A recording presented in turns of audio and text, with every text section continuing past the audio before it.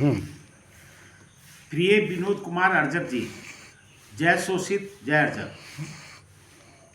वर्तमान परिप्रेक्ष्य में बिहार लेनिन अमर शहीद जगदेव प्रसाद बाबू को सभी पार्टी कमोबेश उनका नाम लेती है और उनके अधूरे सपने को पूरा करने की बात करती है, लेकिन वास्तविकता अलग है। बहुत से व्यक्ति और पार्टी सिर्फ उनका नाम लेती है अपने फायदे के लिए या उनका नामोल्लेख कर राजनीतिक हैसियत कायम करना चाहती है। अमर शहीद जगदेव बाबू का नारा था जो आज बहुत प्रचलित हो चुका है। 100 में 90 शोषित हैं, 90 भाग हमारा है। 10 का शासन 90 पर नहीं चलेगा। लेकिन उक्त नारों की अमली जामा कितने लोग पहनाना चाहते हैं या इसे चरितार्थ करना चाहते हैं? वास्तविकता तो यह है कि अमर शहीद जगदेव बाबू के गले में माला तो सब डालते हैं, लेकिन उनके विचारों पर चलते कितने हैं? मैं तो यह कहना चाहूँगा कि बहुत से लोग अपने ढंग से प्रत्यक्ष या अप्रत्यक्ष रूप से उनके विचारों पर ताला लगाने का काम करते हैं। उनके विचारों और सिद्धांतों को तिलांगी दे देना चाहते हैं। उनके विचारधारा से उन्हें कोई वास्ता नहीं होता, बल्कि वैसे लोग सिर्फ राजनीतिक उपयोग के लिए इस्तेमाल करते हैं। नहीं तो क्या कारण है कि भाजपा जैसी सांप्रदायिक पार्टी भी या उनके लोग भी जगदेव बाबू के नाम लेने से अपने आप को नहीं रोक पाते। किन प्रकार न उनका नाम लेते हैं अपने फायदे के लिए, जबकि दोनों पार्टी का विचार एक दूसरे के विपरीत है। सोच और दृष्टि में आसमान और जमीन का अंतर है। एक शोषक वर्ग है और शोषण का समर्थन करता है। दूसरा शोषित वर्ग है जो सर्वहारा की बात करता है, शोषण, दमन और अन्याय के खिलाफ बात करता है। सामंती विचारधारा उसकी नीति और सोच का मुखालफत करता है।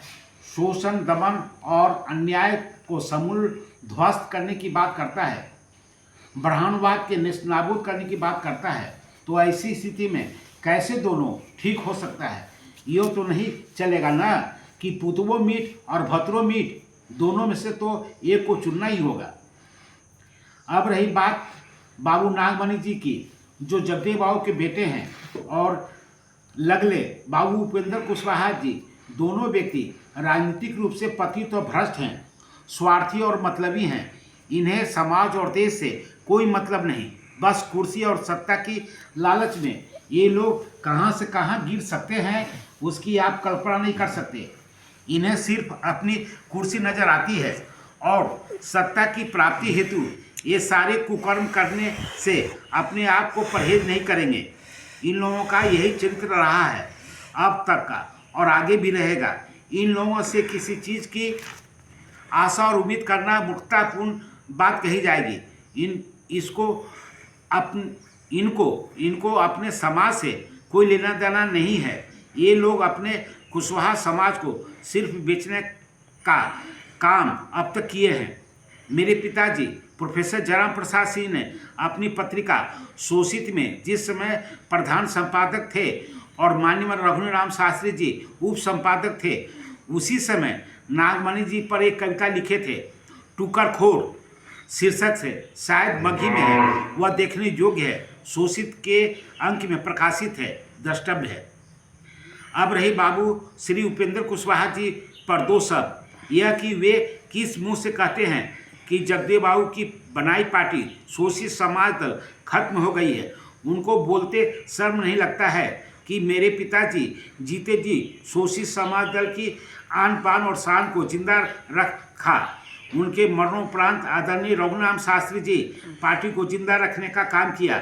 शास्त्री जी के देहावसान के बाद अब अलग बात है कि कुछ चंद स्वार्थी किस्म के लोग पार्टी में शामिल हुए और पार्टी में पदाधिकारी बनने के लिए, अपनी पद प्रतिष्ठा, नाम शोहरत कायम करने के लिए, या यूँ कहें पार्टी पर अपना मोनोपोली थोपने के लिए उद्धत होकर पुराने साथियों को अपमानित और तिरस्कृत करने का अशोभनीय कार्य करने में मदमस्त हो गए।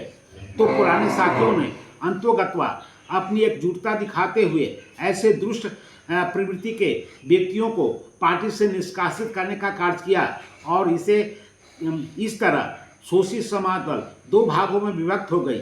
यह शुद्ध रूप से पार्टी में वर्चस्व की लड़ाई है, पदाधिकारी बनने की लड़ाई है, या यूँ कहें कि मेरा मोनोपोली पार्टी पर कायम रहे।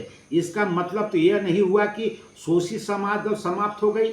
हाँ, यह कह सकते हैं कि पार्टी दो भागों में विभक्त हो गई चुकी है, पार्टी दो भागों में विभक्त हो चुकी है, जिसकी वजह से जगहसाई हो रही है, बदनामी हो रही है, सिर्फ नेता के आह और स्वार्थी पना की वजह से। लेकिन इसका मतलब यह नहीं कि शोषित समाज दल समाप्त हो गया।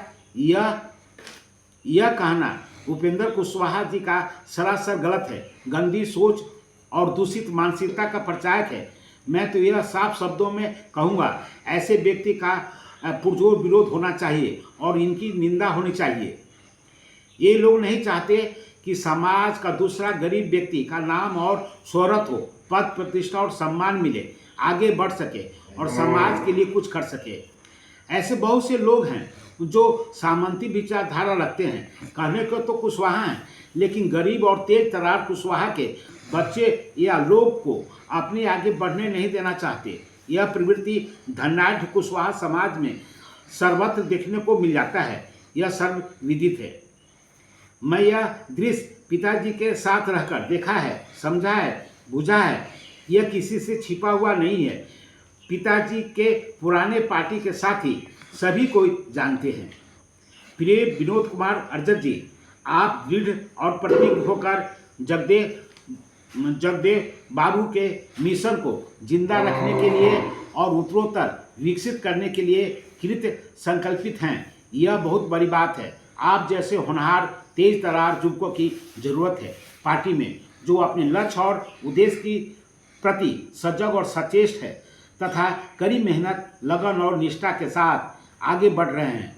पार्टी के सिद्धांतों के प्रतिबद्धता के साथ यही आशा और उम्मीद है आपसे। मेरी हार्दिक शुभकामना है। आपकी सफलता की मंगल कामनाओं के साथ आपका भैया रविंद्र प्रसाद सिंह।